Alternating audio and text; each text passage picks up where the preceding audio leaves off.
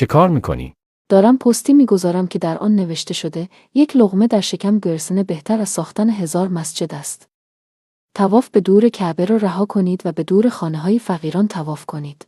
خب چرا نمی‌نویسی یک لقمه در شکم انسان گرسنه بهتر از سفر به 1000 ساحل زیبا و بهتر از سفر به جزایر تفریحی دیدنی و بهتر از پرداخت پولهای هنگفت برای دیدن یک هنرمند بی‌بند و بار است.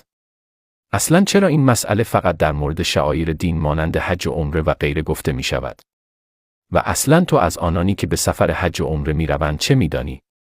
چون ما تعداد زیادی از آنها را می شناسیم که به قرآن آموزان و بیوه زنان و یتیمان کمک مالی می کنند. و نیز فریضه حج بر هر چیزی مقدم است.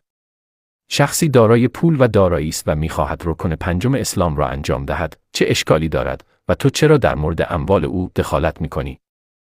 همچنین این گونه پست‌ها را کسانی منتشر می‌کنند که تمام دغدغه آنها طعن و ضربه زدن به مقدسات ما و شعائر دینی همچون حج، عمره، نماز و روزه و غیره است و اصلاً دغدغه فقیران را ندارند.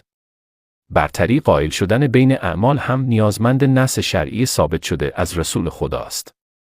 زیرا اجتهاد و قیاس در این مسئله وارد نمی‌شود و فرد نمی‌تواند بگوید من یک عمل را بر عمل دیگری برتری می‌دهم. زیرا این کار نیازمند دلیل است. بنابراین از خدا بترس و بدان